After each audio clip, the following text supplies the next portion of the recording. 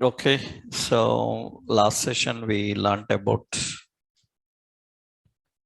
how to deal with classes in object-oriented programming.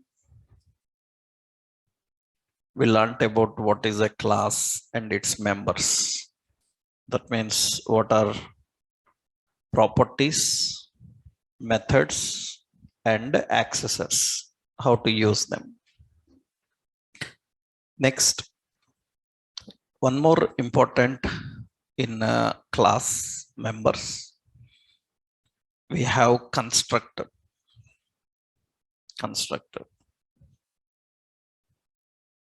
We need to know about constructor.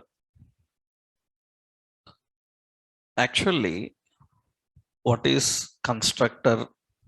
What is its purpose and all?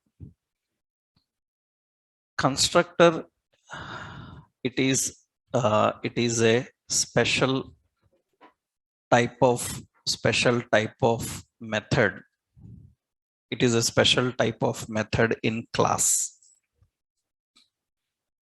It is a special type of method in class which is used for instantiation.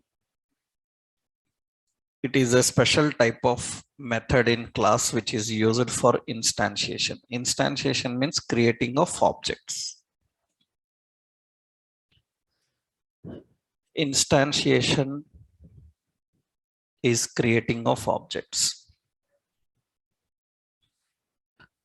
Actually, in more technical terms, what we do is we call it as constructor is a subroutine that executes automatically. Constructor is a subroutine that executes automatically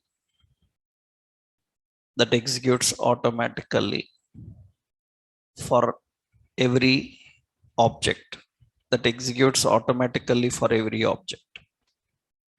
It's a subroutine that executes automatically for every object. Actually, it initializes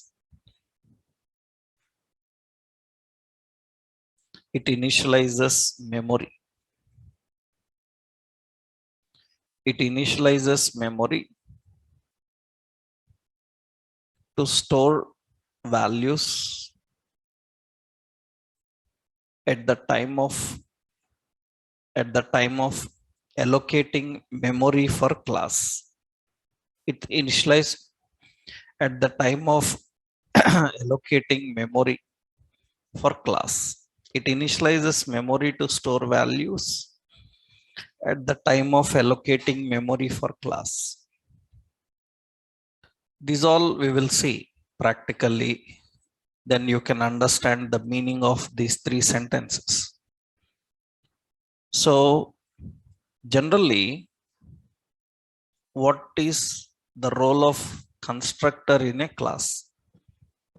The role of constructor is to initialize memory so that some actions can be performed automatically. For example, see, suppose we are working with some database. We are working with some database. So we are working with some database. And we have an application. This application have to do some interactions on database. We have objects like insert, like update, like delete. That means when I click insert, this insert should happen. But in order to insert, first I have to connect with the database. After connecting, then insert can happen. While updating also, when I click update, first it should connect, then update. Without connecting with the database, you cannot do this. So connection is the task which need to be performed automatically. So generally, any task you defined is performed only when you request it. That means you return one method. When that method will execute? When we call the method. Methods usually execute when we call them. But constructor is a special type of method that executes automatically. That means, see here. Now I will write here a simple logic, head and title, constructor. In the body, we have insert button.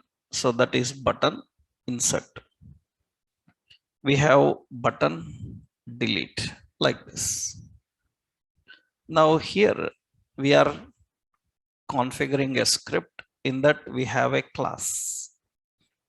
The class is database class. This database class, it is a class. Database class is having insert method.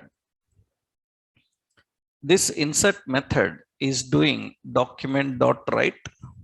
So record inserted. And there is a delete method.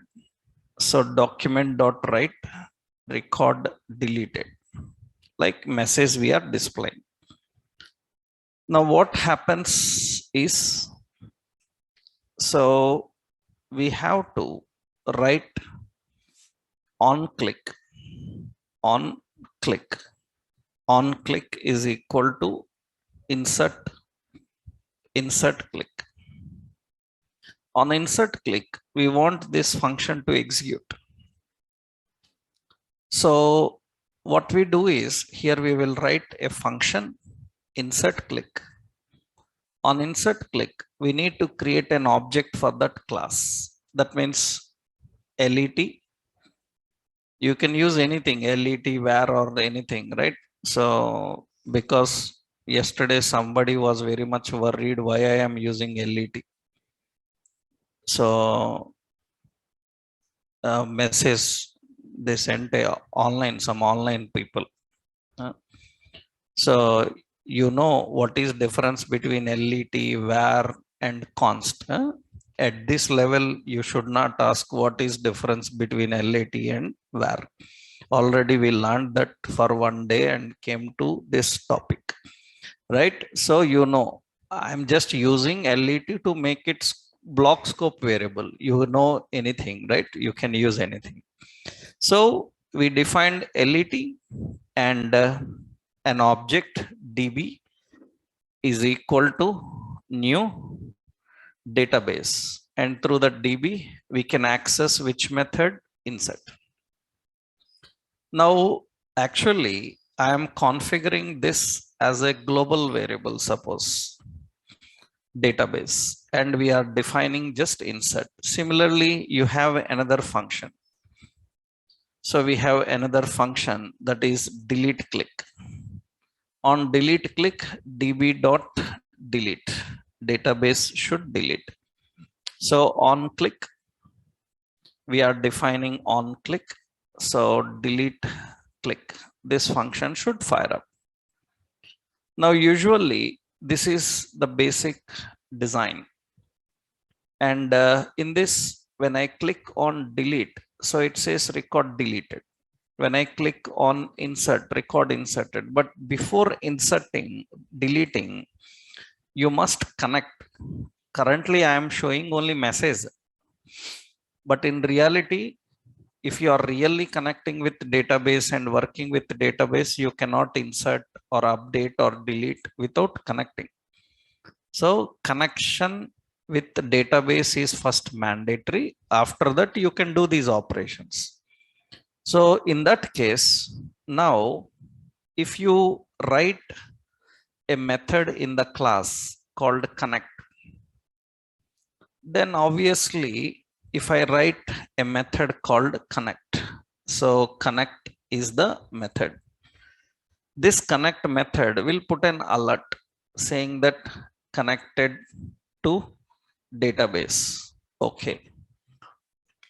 And this should fire up before you insert or delete. Then you see, is it firing up?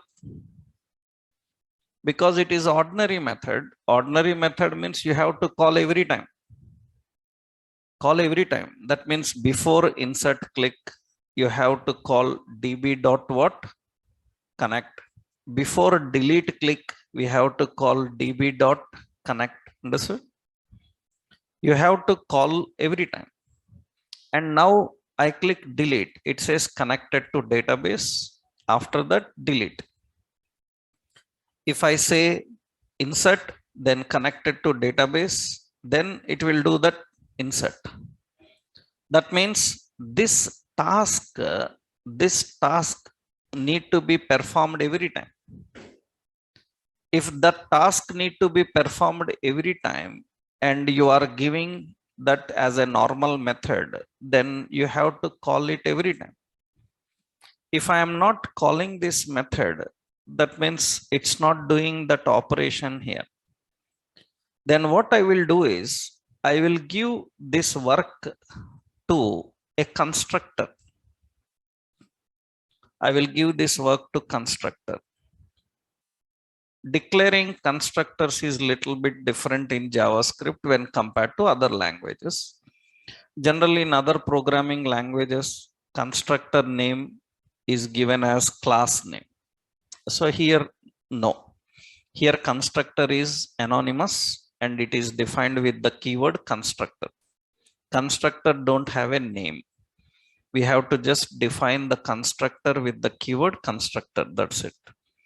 And it is anonymous. It is anonymous. And very important is, now I given this work to constructor. When I given this work to constructor, see here now what happens is connected to database. When it is connected to database, automatically when it is allocating memory for class, when it is allocating memory for class, not on insert click, not on insert click, it is allocating memory for the class here itself, na? Right? It is allocating memory for the class globally. Before you click insert or delete, it's connected. After connecting, you can do these operations, insert or delete. When I click delete, so it is deleted. But it is not showing alert because alert already happened. When it is happened, already connection happened. When it is happened, when class is loaded. Now you can just do your operations. Already it is connected. Every time you don't need to connect. If you want every time connect, then what you have to do? You have to create an object every time. Understood? You have to create an object every time. You have to create an object every time. Then what happens when I click delete connected to database, then delete it. So when I click on insert connected to database, then inserted. Now here the point is, this is not great. Why? Because you are allocating memory for class every time. So that's not required. You allocate only once. At the time of loading the page, it will connect. Then you can do all your operations. You can do all the other operations. That means it's connected. Then you can do all the operations. So you can keep this connection. See, I will do one thing. I will keep this connection in a secured way like this. I will keep this, and here I will write as not alert. I will put console log, console.log. Okay. Now see what happens is here I will inspect, and you see in the console in the console, once I refresh the page, reload the page, when I reload the page connected to database, that means in the backend, database is connected. You don't need to show that connected. In the backend, we will connect it. Now we can do insert or we can do delete, right? The connection is ready. That means every time if you want to connect, you can write in every button. No, at the time of loading that form, we want to connect, then we do all operations, then you can give the work to the constructors. What is the specialty of constructor?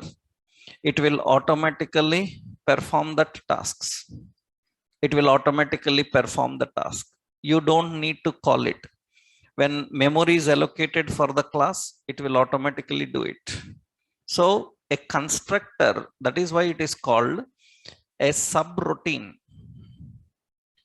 That means usually routines means, in software architectural terms, routine means a method which does the tasks regularly.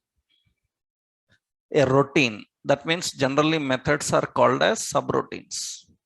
So it is a subroutine which will execute automatically for every object.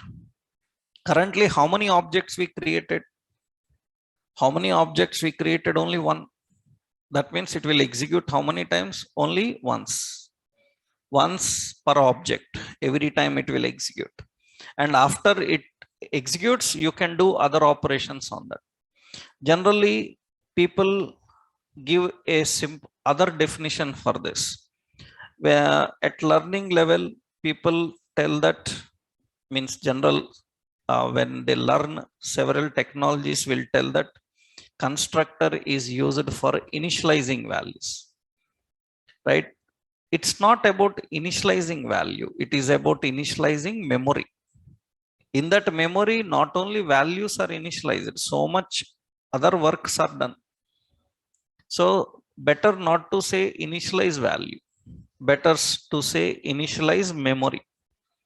That means before your work starts, you want something to get ready, then you give that work to constructor. Before your work starts, you want some actions to get ready, then you give that work to constructor. That is simple point. That means before I start my work, something to be readily set to me, then I will give that work to constructor. Constructor will take care about that. So because it is automatically loaded when the class is allocated with memory. Allocated with memory. And very important here, in JavaScript, constructor is anonymous. Anonymous means without name. So class name is used for constructor implicitly. You don't need to define, it will be used for constructor implicitly. It is defined by using constructor keyword. It is defined by using constructor keyword. So here, one more point. Every class have a default constructor. Every class have a default constructor. Internally, every class have a constructor. So you can configure explicit constructor to define explicit actions. You can configure explicitly constructor to define explicit actions.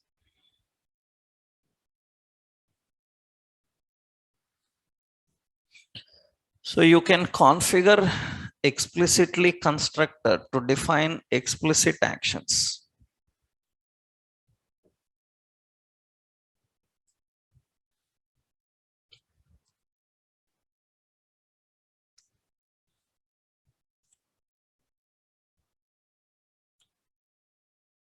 to define explicit actions.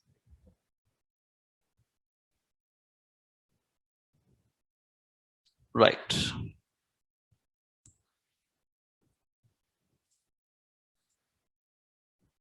That is the points about constructor. So now if anybody asks like what is the role of default constructor and explicit constructor?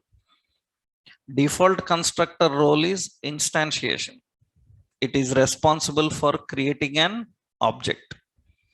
And explicit constructor means you are writing a constructor. So what is advantage of explicit constructor? To give some additional actions. So already it have the ability of instantiation. In addition to that, we are giving some more work to constructor. So here, that is the reason you observe here. Now, generally, when I return a class, actually this is enough. We don't need to use parenthesis. Without parenthesis also, it will work, no problem. You see, connected, delete working. Now, why here? You see why parenthesis is used. You see, this is constructor. Internally, constructor is called. Constructor is what type of function?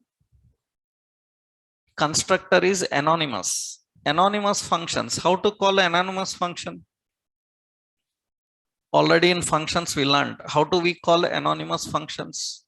Anonymous functions are called with empty parenthesis. That means beside the class name, this empty parenthesis is referring to whom? Constructor. That is constructor. That means why you are writing like this? What is the meaning of this? Because class is not a function, na? Then why you are writing an parenthesis beside it? So it's very simple. This is the class name. And in that class, there is an anonymous method. We call that using parenthesis. And is it necessary? Not necessary until or unless the method, the anonymous function is expecting parameters. That means this is it necessary? It's not necessary until or unless this constructor is expecting parameters. Suppose this constructor is expecting some parameter. You see here, I'm not writing, it's working fine, no problem. Delete, insert, it is working fine, no problem. So then when you need that parenthesis, that is needed when a constructor is expecting parameters. DB name means database name. And here we are defining, so connected to. So connected to which database? So we will provide that DB name. Now, very important is, now constructed is expecting parameter. Is it mandatory to pass parameter? Yes. In JavaScript, there are no optional parameters. In JavaScript, there are no optional parameters. If a method is expecting parameter, 100% you have to pass. You have to pass in the same order how it is expecting. That is, there is no other chance. There is no chance of ignoring parameter. If a method is expecting parameter, you have to pass. That is only the choice. So here constructor is expecting parameter and you are not passing it. Then obviously what it will do? It will say undefined. Undefined. So when to pass the parameter? Again, the wrong answer is, generally this is very common question for people who learned OOPS. When if parameter constructor is parameterized, when the values are passed into constructor, that is the question asked. If constructor is parameterized, when the values are passed into constructor, general answer that generally students say that at the time of creating object. Wrong. not at the time of creating object, at the time of allocating memory. Not at the time of creating object. It is at the time of allocating memory for class. When you are allocating memory for class, so here we are allocating memory for class. Here your constructor is expecting parameter. So now we have to pass the value into it. So that is anonymous method. If anonymous method is expecting parameter, you have to pass into it. So that means you have to pass the value, some Oracle, something like this. Now it says connected to Oracle. So writing parenthesis beside class name, what does that indicates? It indicates that you are calling the constructor. Do I need to call constructor? No need. That's the reason without that parenthesis also it works. But when to write it? If constructor is expecting parameters, then you have to write it. If not expecting parameters, no need to write this. That means, what does this means? That means syntactically here, you see, a constructor, first I will give syntax here, first syntax. So class name, and in that we have a constructor.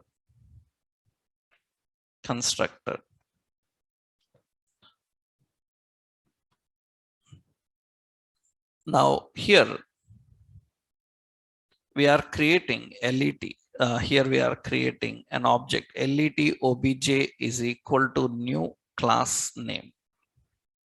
That's it. That's enough. Now you can also write like this. LET obj is equal to new class name parenthesis. This empty parenthesis is referring to constructor. Referring to constructor. Here also constructor referred. Here also constructor referred, but it is implicitly. Implicitly means internally. So here the question is parenthesis mandatory beside class name? Beside class name? Answer is no. It is required only when constructor is parameterized. Only when constructor is parameterized. It is required only when constructor is parameterized. Only when constructor is parameterized, it is required.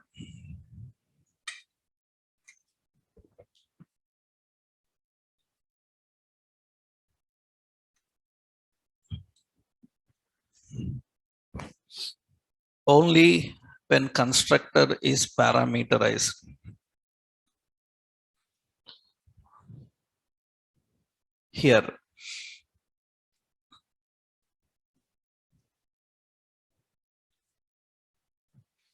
Here, some more rules are there for constructor. Some more basic rules are there. I will tell you that here. See, first I will give you this example. Let's post this example here. Yeah.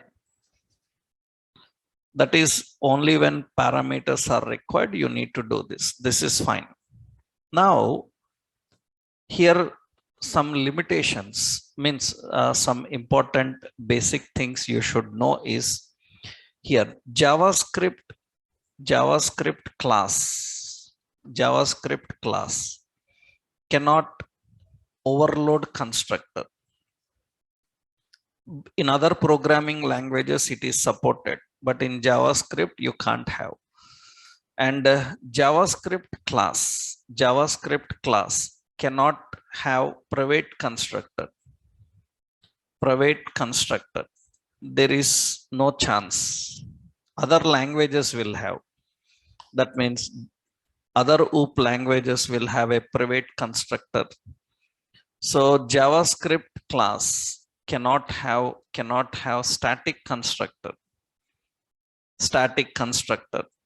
You cannot have static constructor, you cannot have private constructor, you cannot overload constructor. That is the reason it is not a OOP language. It supports only some features of OOPs, but it is not a complete OOP language because so many things are not supported. So it cannot overload constructor, which can be done in OOP languages. It cannot have a private constructor, which is possible in OOP languages. What is overloading, private, static, not required here because it's not possible here. Those you will learn later. Means if you are learning any OOP based TypeScript, you will learn about that. As of now, the point here is JavaScript don't have all this, so no need to think about that. So only these basic things you have to know for constructor. That means you cannot overload the constructor. That means here we have a class. You cannot define another constructor which can have a comma b and you can define something else into it. Console.log some a plus b. You cannot have such things. That is generally possible, but see, a class may have only one constructor. That is clear. In other programming languages, it is possible. We can have constructor overloads. It's not possible here. It's not possible to have that. And there is no private, no static constructors like things available in JavaScript. Not possible, which are very important for OOP languages. It's not there in JavaScript. But one rule is same. Here the rule that you will learn in the next level also. The rule is a derived class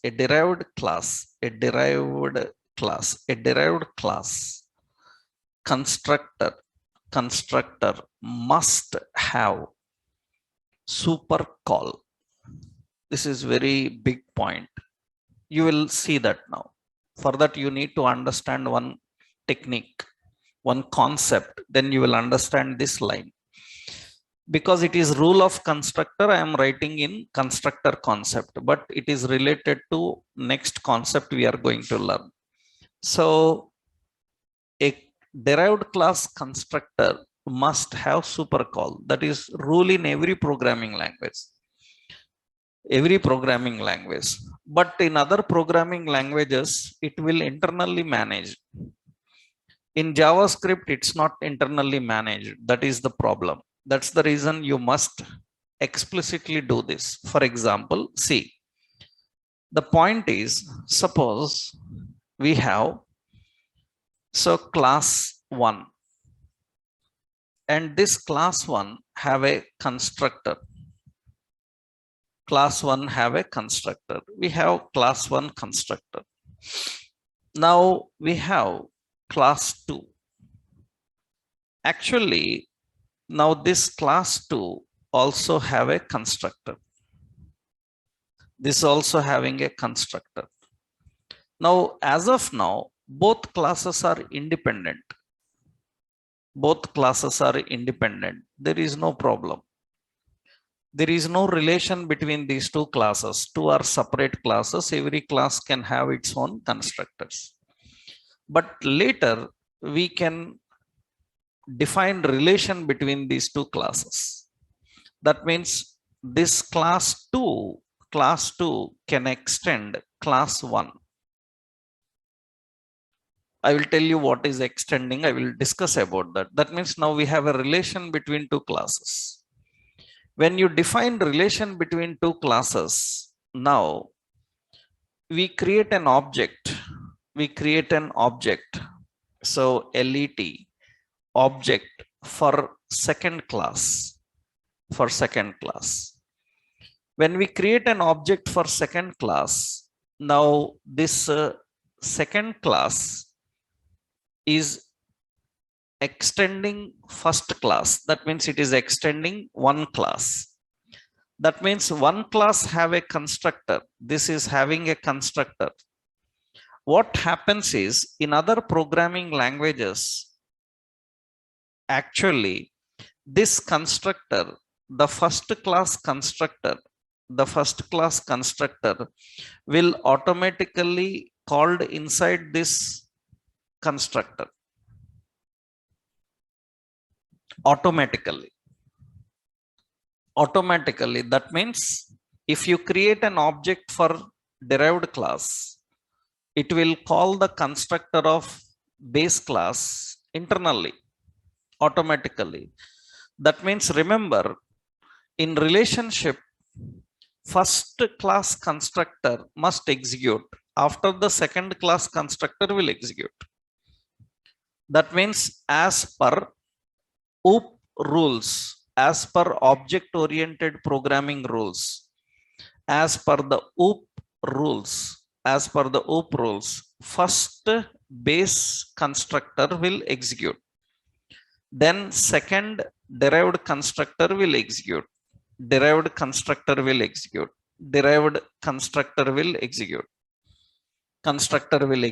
This is the rule actually. First base class constructor, then derived class constructor. It is rule. And in other programming languages, it will automatically happen. That means the first class constructor will automatically call before the second class constructor is called. So it is automatically done, no problem. In JavaScript, it will not happen. In JavaScript, this constructor will not be called internally. Automatically, it is not called. You have to manually call it. Otherwise, this class declaration will be wrong. That means as per the OOP rules, if two classes have relationship between each other, then without calling the base class constructor, derived class constructor cannot work. It is mandatory to call base class constructor first, then followed by derived. Other programming languages will do that internally, so they don't have problem. But JavaScript can't do that.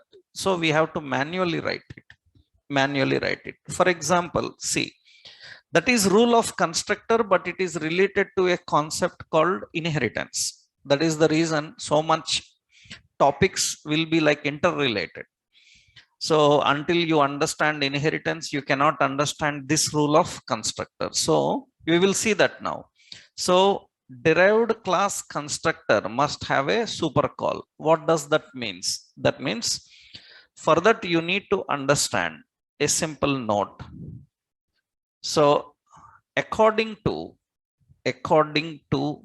the rules of object-oriented programming, according to the rules of OOP, if classes are configured with relationship,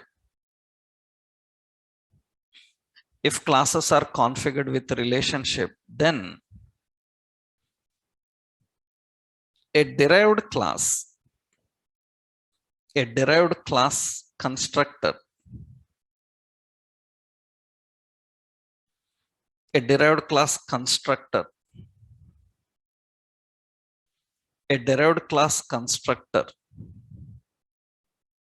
must call base class constructor. A derived class constructor must call base class constructor.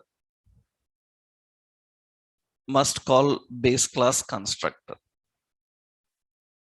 This is OOP rule actually. And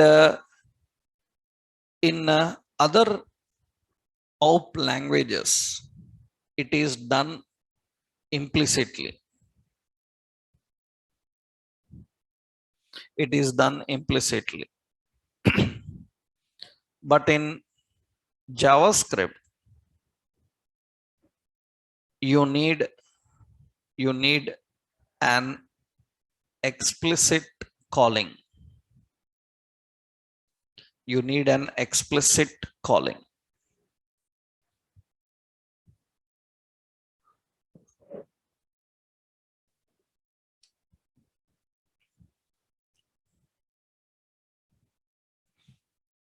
That is the point.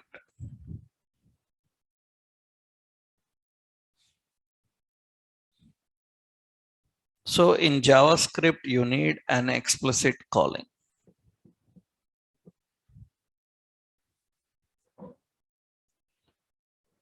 These rules, to understand these rules, you need to know one more concept, how relation is configured. Then only you can understand this point and see it practically. So first we will understand how relation is there configured. Once you know how relation is configured, this point will be clearly observed. You can see practically this. So for that, first you need to understand how do we define relationship? How do we configure the relationship? Let's see. For that, you need to know about a concept called code reusability. Code reusability. So code reusability, it is one of the key feature of object oriented programming. You can configure code reusability by using two techniques. You can configure code reusability by using two techniques. One is aggregation. Another one is inheritance. Aggregation and inheritance. Code reusability in object-oriented programming is achieved by using two techniques. One is aggregation, another one is inheritance. What is aggregation? Aggregation is nothing but it is a technique used to access. It is a technique used to access the code of one class in another, by using an instance of class.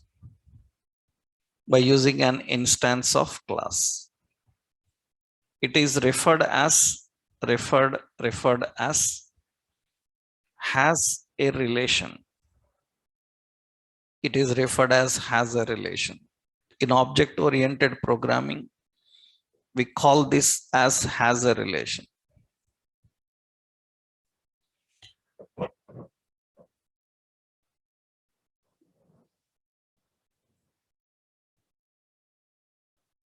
That is aggregation. It is referred as has a relation.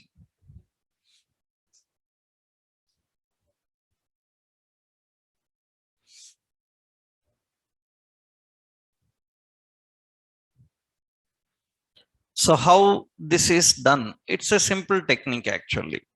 That means you can access the configuration like this. And I said, yeah.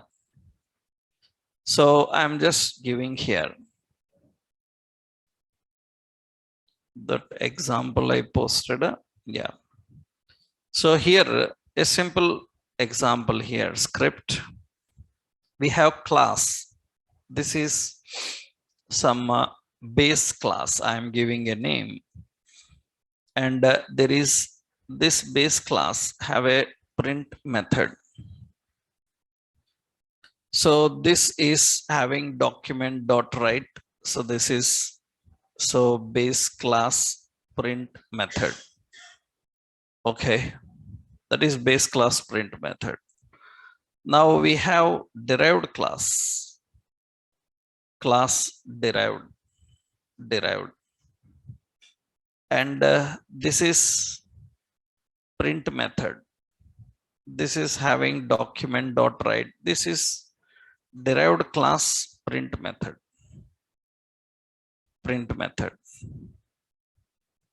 So here, what is, we can access the code of one class in another class by using an instance of class.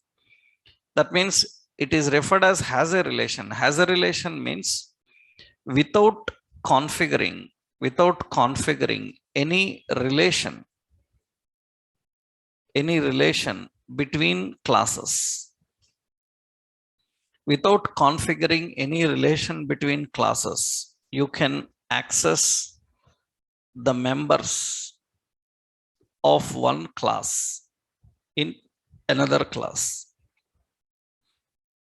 So without configuring any relation between classes, you can access the members of one class in another class. So that is what actually we call as, it is known as object to object communication. And it is referred as has a relation. Object to object communication and has a relation. We call this aggregation. That means now here,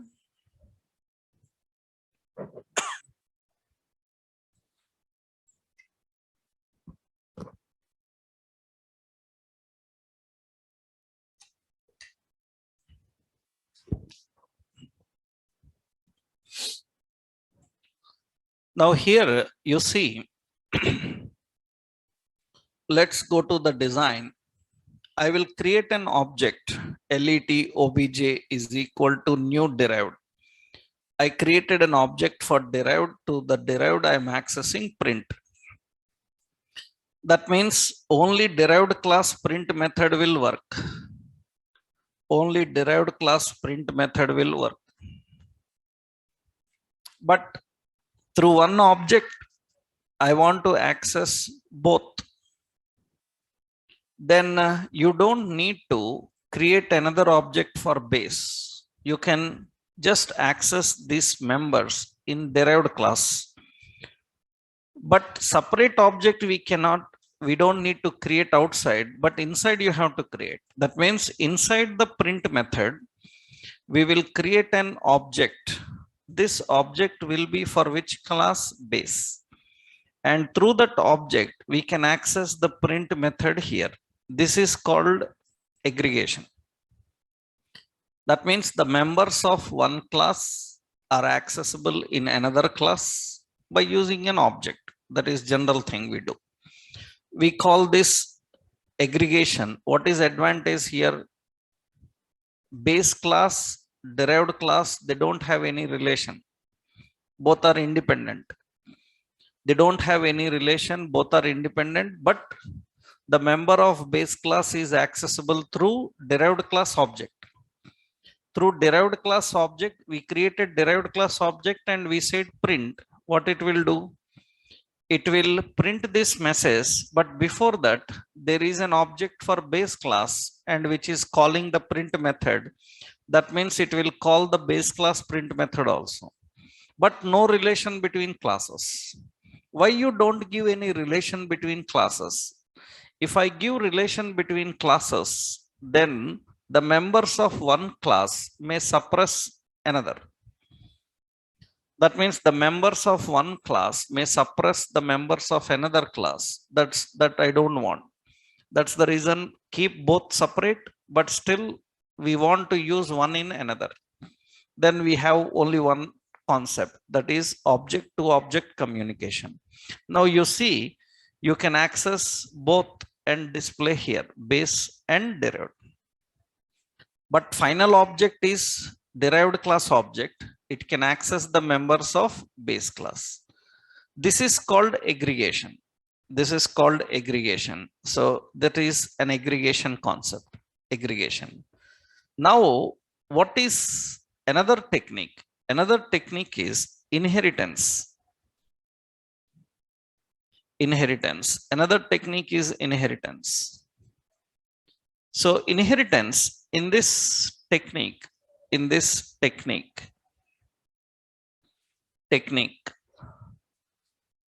a class can extend another class. A class can extend another class.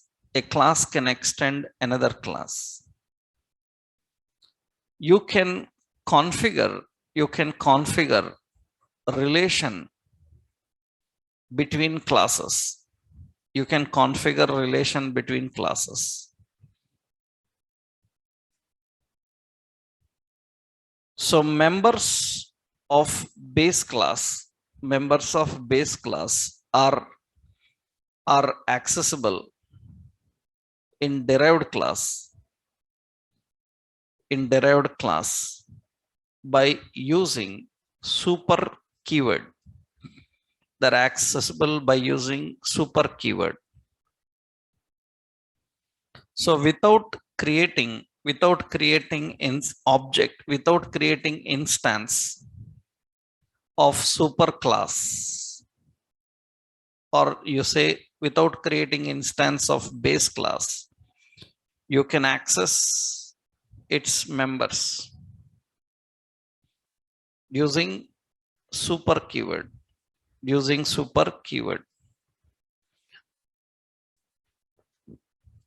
You can access its members using super keyword. So we are configuring relation between classes. Actually, inheritance is code extensibility.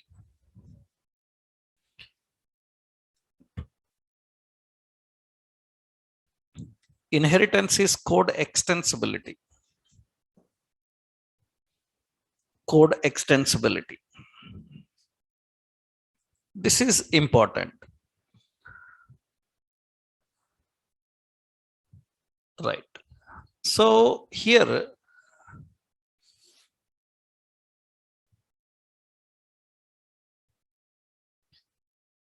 so we are inheritance here. How the concept works here? Simple. See, now I am removing that object here.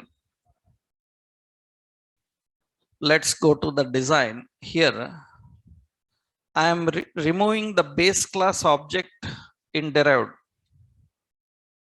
I am removing base class object in derived, then only derived function will work. Now, if I want the derived base class members to access in derived class, then we have to extend. It extends base class.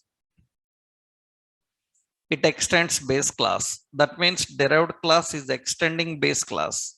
In that case, in derived class, if you want to access base class print method, just you have to use the keyword super dot print. That's it.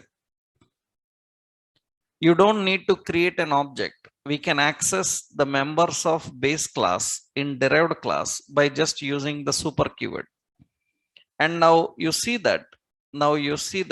So I will copy that, and you see that that's working fine. But we don't have any object created here. But we have relationship defined here. We defined relationship here. That means the derived class is related to base class. So this is referred as This is referred as is a relation, has a relation, is a relation. Has a relation means without relationship accessing the members of one class in another. Is a relation means by keeping it in relationship with another. In relationship with another, you can access the members of a class in another.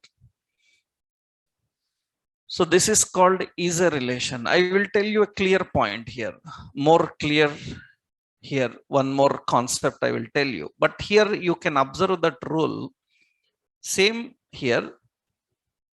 You can observe the rule now. Currently there is no problem. I will open the console. There is no problem. I will open the console. You see, in the console, we don't have any problems. Everything looks better. Good. Now, let's put a constructor in derived class.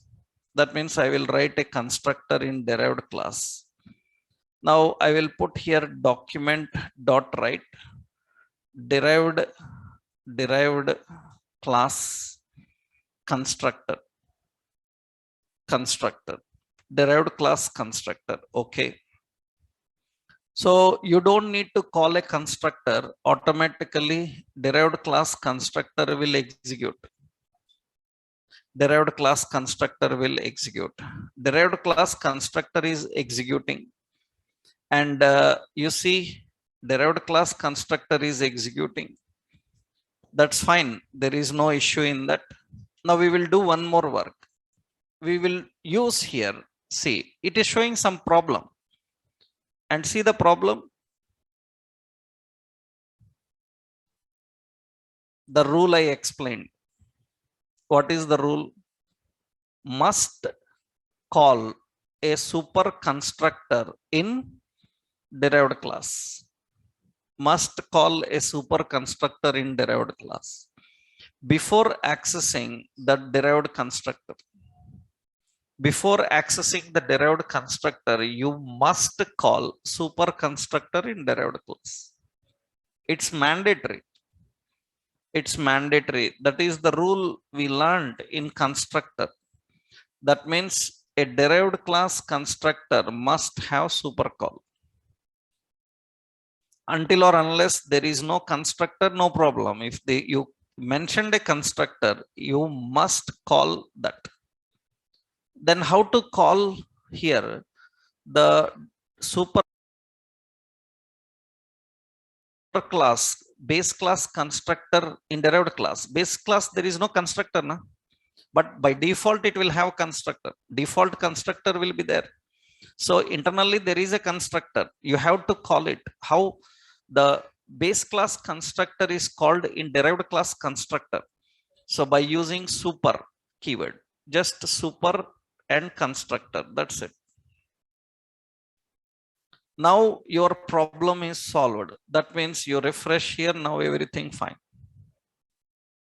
Now derived class constructor will execute, then base class print method will execute, then derived class print method will execute. Now base class also can have a constructor explicitly if you want. That means you defined a constructor, and here we put document dot write.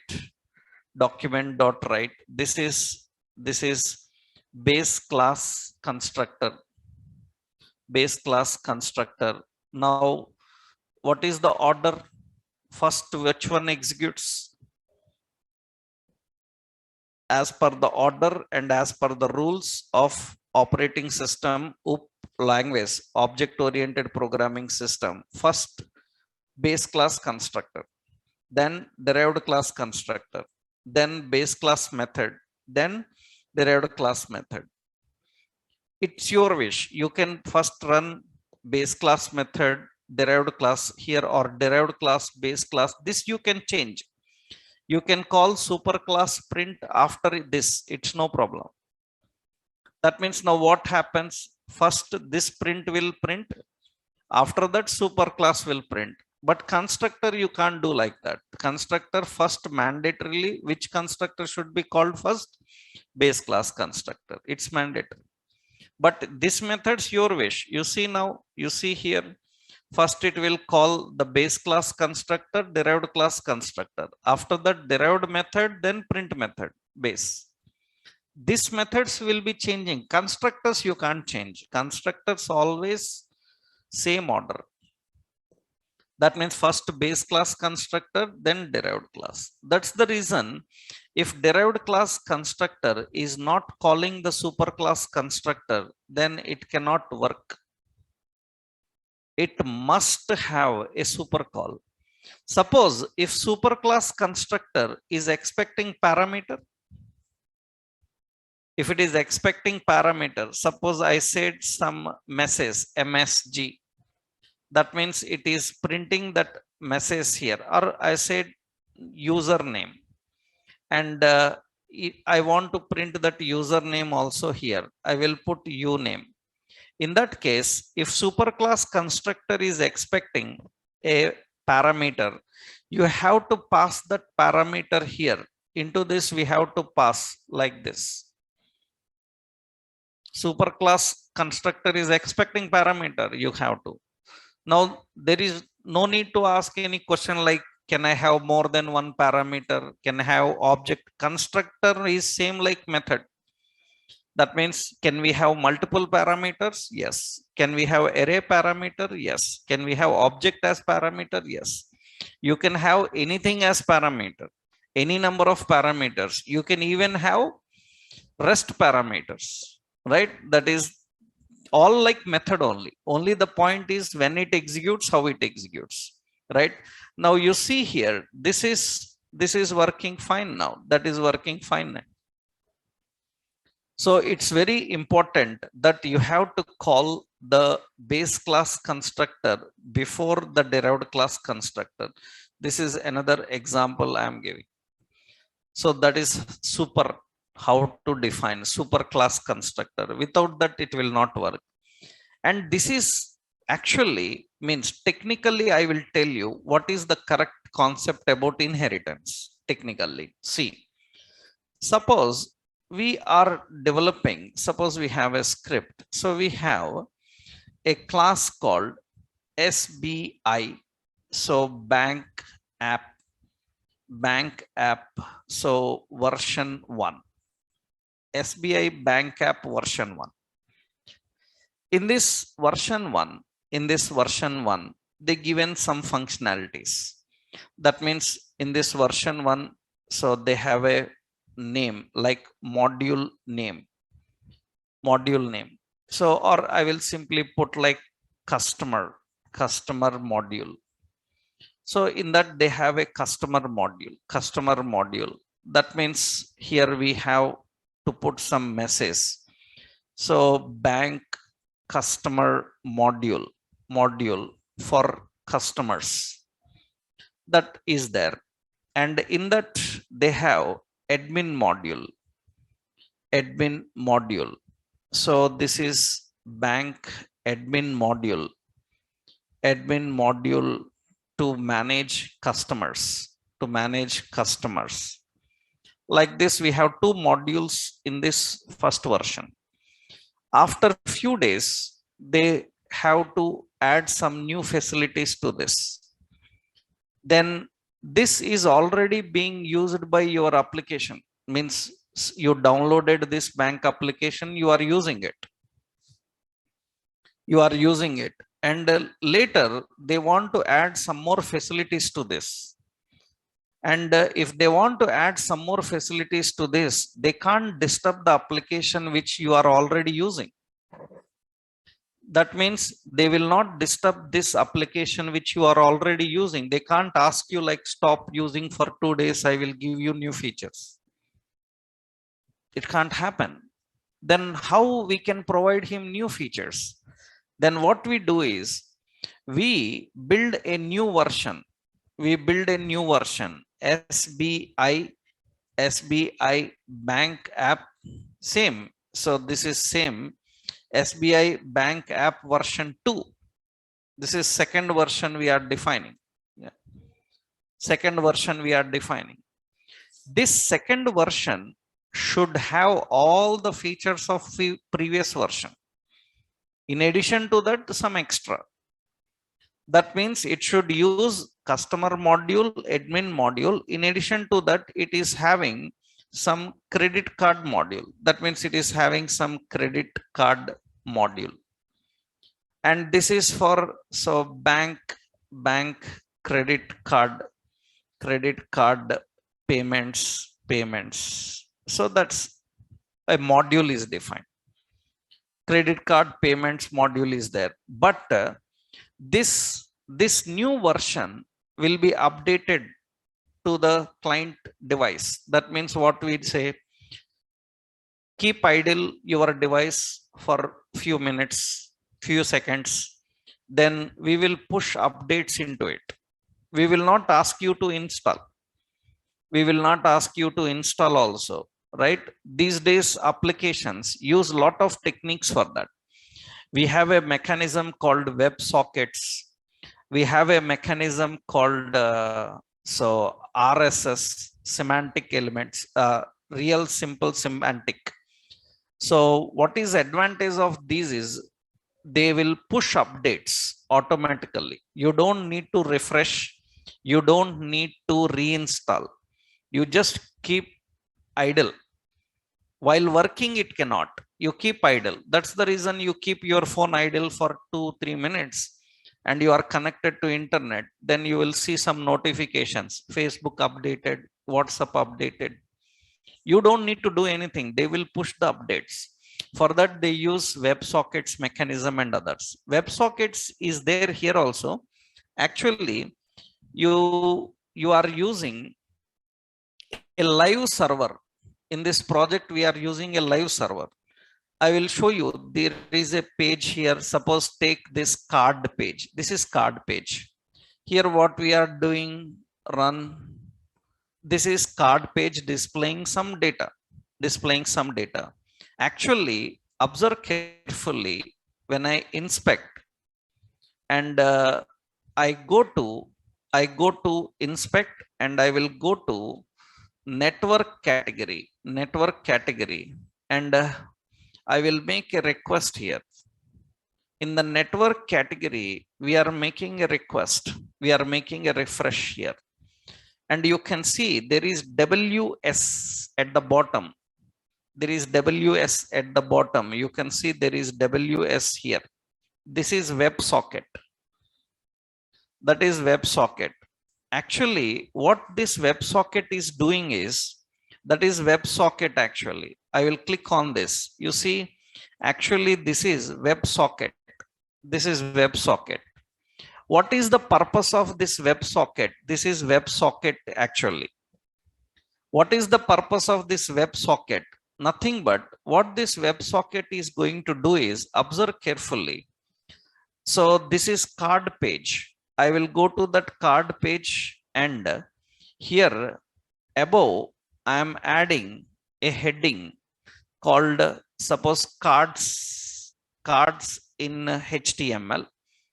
I will save that, just to save the changes, and you go back to your browser. Those changes are updated here.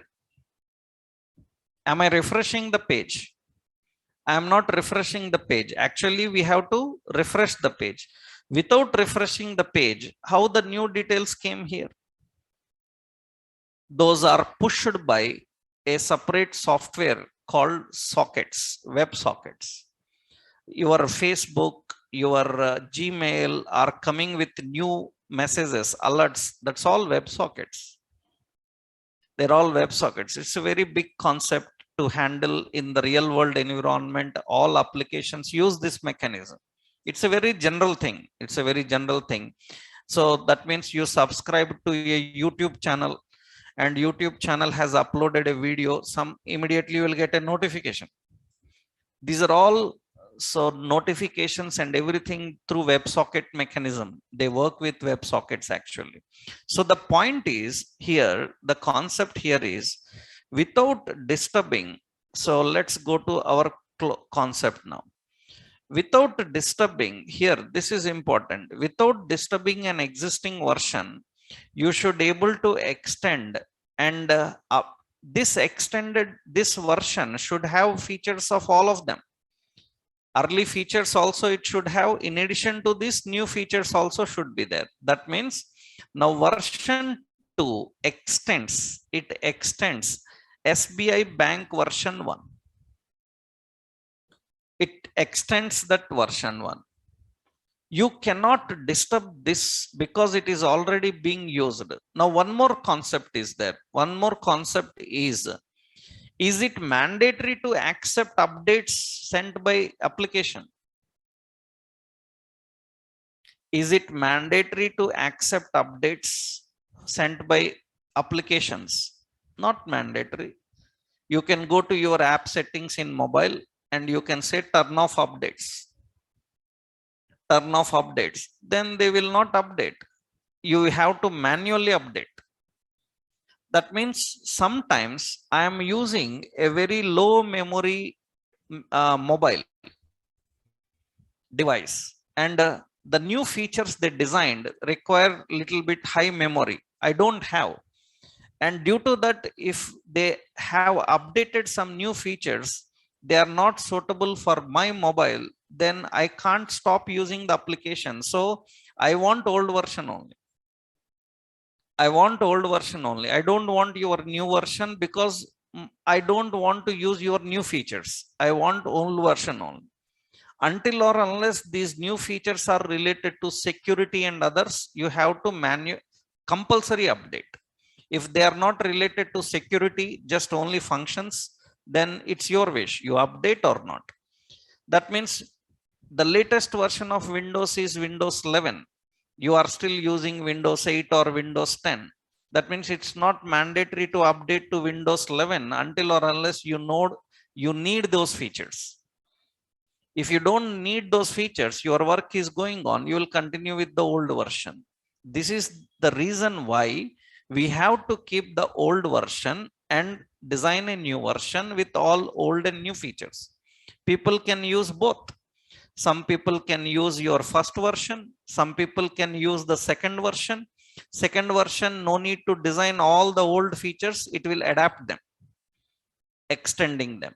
So that means you can build, suppose you can build another version, SBI Bank. So SBI Bank version 3, this extends SBI Bank version 2. That means more features added.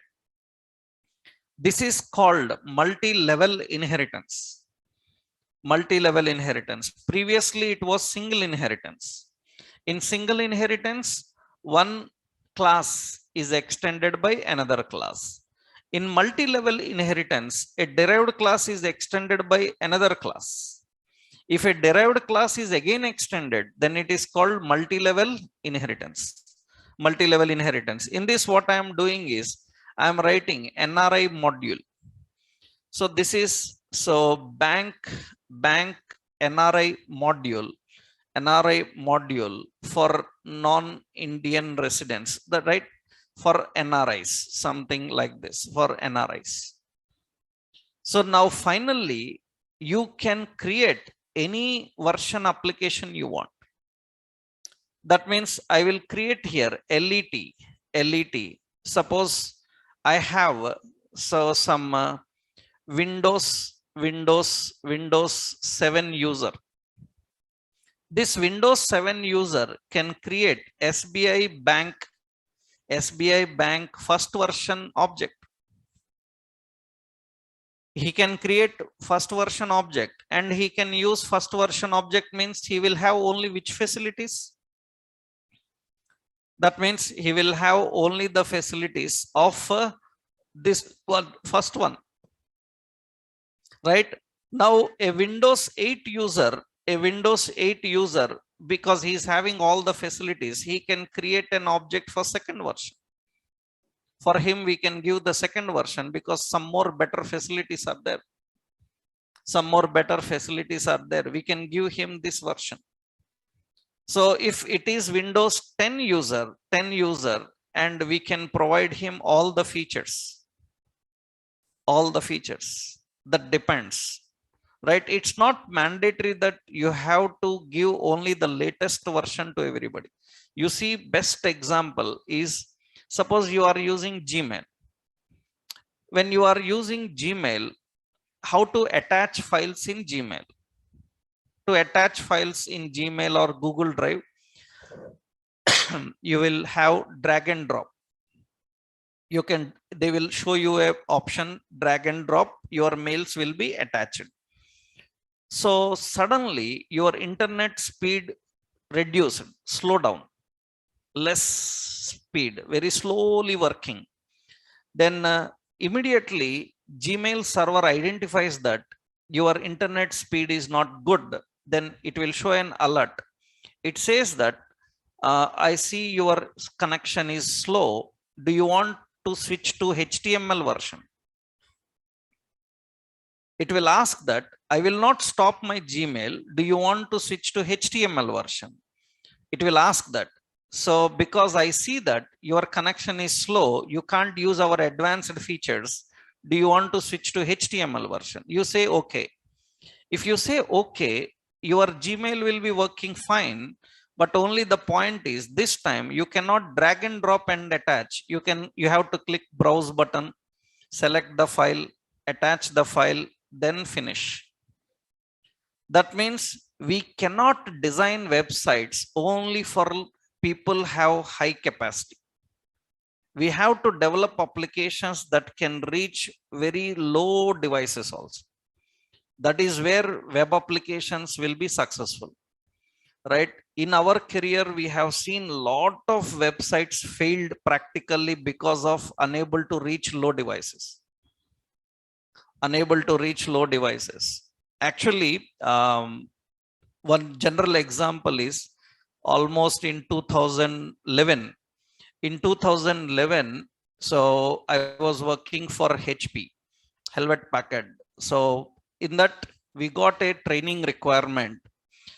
Government of India have introduced a software for judges in courts. Now they are using it. We trained them actually.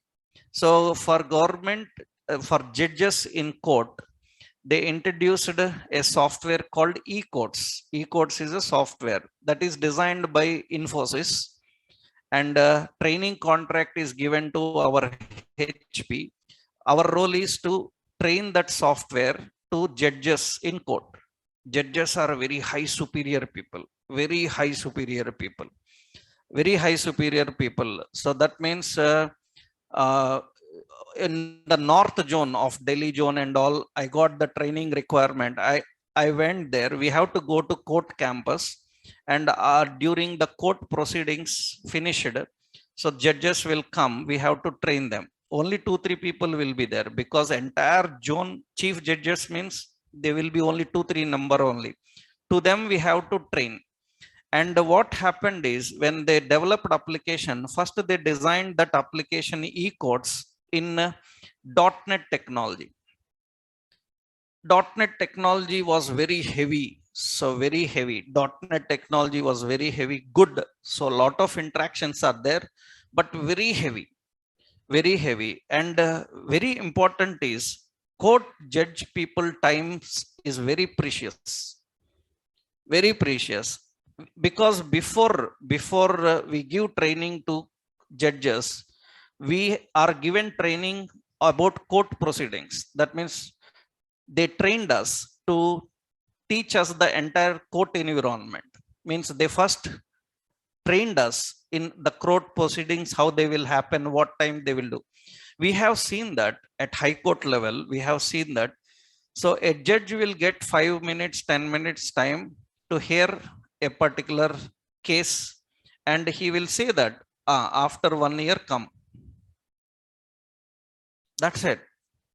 That means in 5 minutes he will hear, and he will say that come after 1 year. Next hearing after 6 months, after 1 year, after 2 years. The 5 minutes, the 5 minutes. Now what happens is, we designed a software for them. Government has given free laptops to them. They can enter the case number, the case details will come instead of paper. they can enter. Now what happened is they entered case number and click submit button. It is rotating, rotating. 10 minutes gone. 10 minutes gone. It is still saying loading. Now the judges, we started the training actually.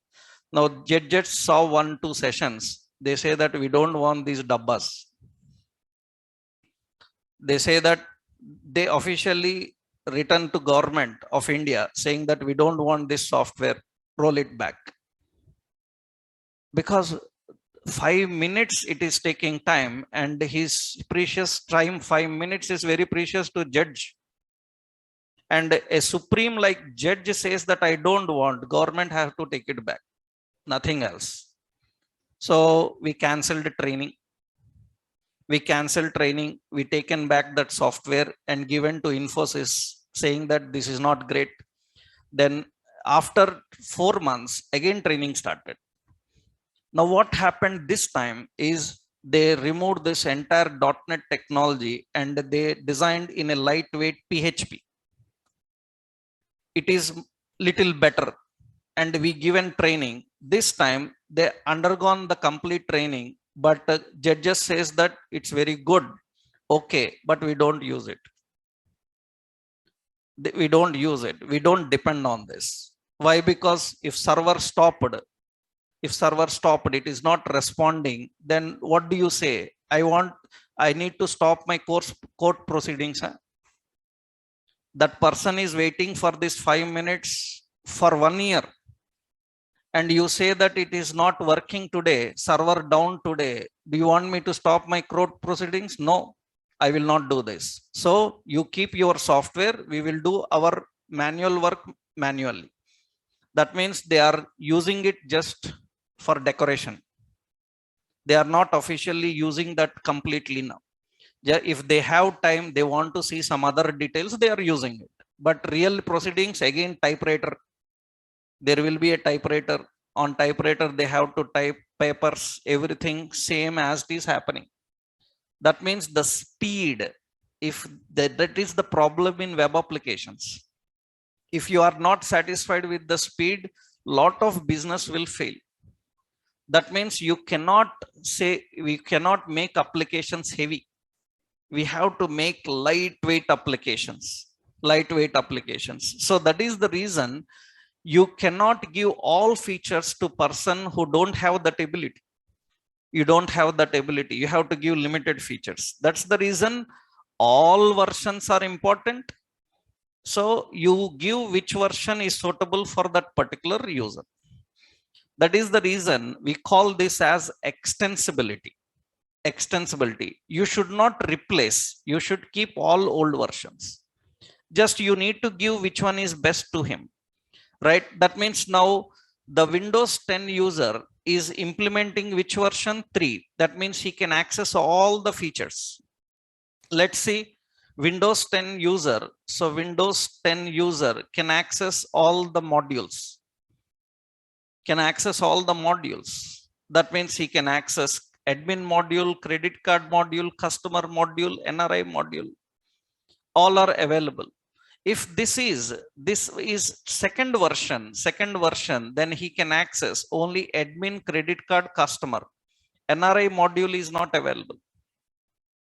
So if it is the first version user, then it is available to access only admin and customer. That depends on which version object you are creating. This is called extensibility. Extensibility means without disturbing the existing versions, you need to extend the new version and provide new facilities. So do I need to create object for the last class only? No, it's your wish. You can create for first, you can create for second, you can create for third, depending on which capacity it is having, right? Now, this is called inheritance. In inheritance, 2 things you have seen. One is single inheritance. Another one is multi-level inheritance. Now, there is a concept called multiple inheritance, which is not supported. Why multiple inheritance is not supported? That reason also we will see. We'll discuss about that, how to handle and work with that. That we'll see next session. Tomorrow we will do, right? Tomorrow we will finish OOP concepts. So then we can go into very major events. We used events here and there, but now officially we will learn all the events: mouse over, mouse down, keyboard events, all type of events in JavaScript to handle various interactions, right? Currently we have seen few, like on key up we have used, on change we have used, on click we have used, but so many events are there. All together at one place we will see, right? Tomorrow we'll continue.